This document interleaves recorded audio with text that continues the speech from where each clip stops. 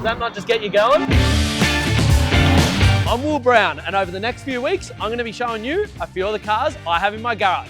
This is Grid to Garage. We're here with episode 2 of Grid to Garage, and this one is about my 1974 Alfa 105 2-litre GTV.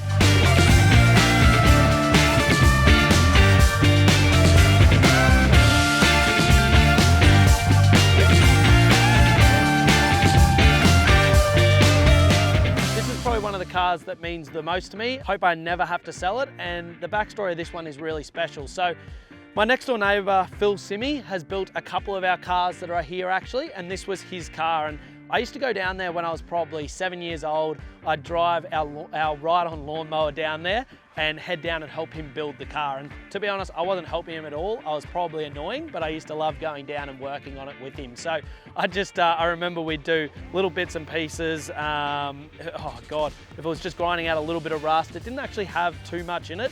Originally, he bought another car before this to build into this car, but it had so much rust, got rid of that one and brought this one in, which was originally in Brisbane, and it wasn't too bad, but we do little bits and pieces. But like I said, I'd head down there, look at it all, just help him out each day after school actually. So it means a lot to me.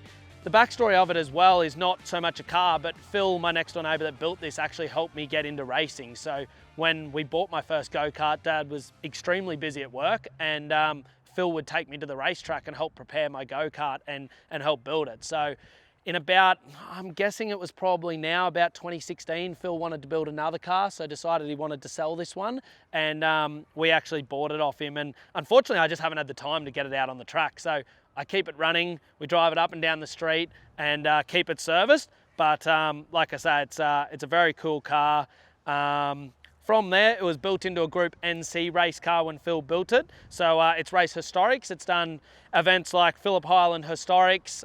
It's done all Morgan Park, Queensland with Phil racing it. So we used to go along and watch all of those events. But if you have a look around it, he builds his cars to a very high quality. He also built our Escort behind us here. So yeah, just does an amazing job. And he's actually building, I think it's a TZ2 as well currently as we speak, and a couple of other Alphas. But we'll show you through it and see what you think of it. Also under the engine bay, it's quite a fast Group NC car. It's won a couple of races. So they had a great history over in Europe, pretty much dominating European championships throughout the 70s, I believe. And they were just known to be a very special car in the racing world around then. A lot of people bought them here and then built them into race cars as well. There's so much you can do to these cars now. There's actually a website called, I believe it's Alphaholics, where you can just buy pretty much everything for them. So a fair bit of stuff for this car, I'm sure, was bought through there as well, but you can just build them into anything you want now. So it's quite amazing. Oh, like I say, I love the history of it.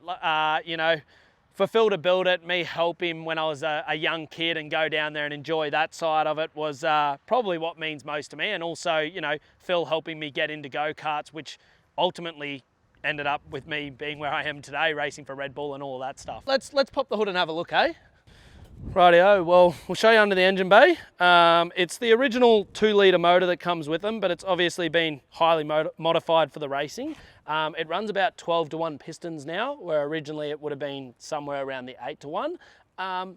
They don't really put out that much horsepower compared to current day cars. So this would be about 200 horsepower, but the car only weighs about 950 kilos. So for an old car, they're quite fast. They go around the track really well and handle well, but obviously compared to something that's modern day, they don't put out ridiculous power. But yeah, it's pretty cool. It's pretty tidy under there. Phil did a lot of things to try and make it, just with the airflow and everything, just to try and make it sort of as powerful as possible, but also, yeah, just a cool car. So I decided to give Phil a call and find out about the number. I thought it'd have some special history to it and I could give this whole story. Turns out he said it was just the most simple numbers for him to make at home. He said the lines were just perfect and he would do everything at home, so even the sticker job. Oh, come on, girl.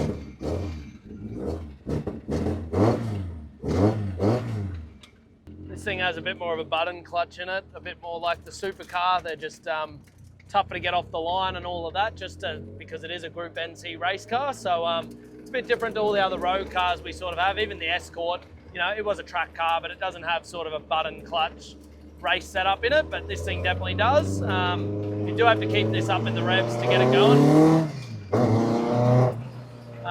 surprisingly, like I said before, it only has 200 horsepower, but I think it must be the weight thing, because at only 950 kilos, makes a big difference with the power to weight ratio. But we'll get up it a little bit and see what it's like. But it does drive good. As I say, it's fully set up for the track. I hope to actually one day take it down to Norwell or Queensland Raceway or one of those tracks to actually run it round, because I think I've driven it around the track once since we bought it. So yeah, it'd be great to get it back on the track and do a little bit with it. Okay, we'll see how it goes.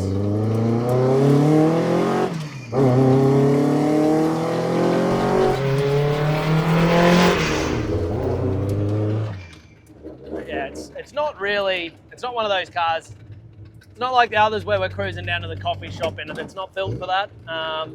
It's too low. The exhaust kind of, to get it over any speed humps or park it anywhere, you're going to take the exhaust off. So yeah, just literally got to put it on one of our tilt trays and get it down to the track soon and make sure we use it a bit more. It is cool driving this, knowing the history of it. Like I say, Phil did so much work on this and got me into racing, but also going down there and helping him back in the day. It is cool. It's a special car to own. And like I say, it's more just due to the history for me and my family about it. So yeah, like I say, we haven't really used it as a track car like it's meant to be. It's more just for us, the history of the car and what it means to us.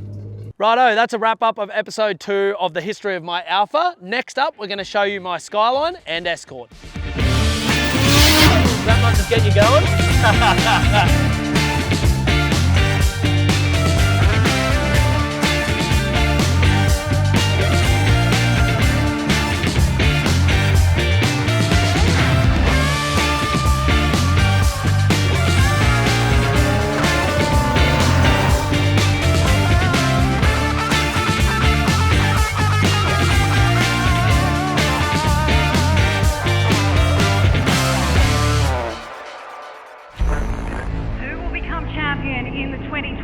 Repco Supercars Championship. The best drivers in the country go head to head. This year, for the first time ever, it's about making the finals. It's very much like the playoff style that we see in NASCAR. You just can't afford to make a mistake. You're going to have to win races at the back end of the year.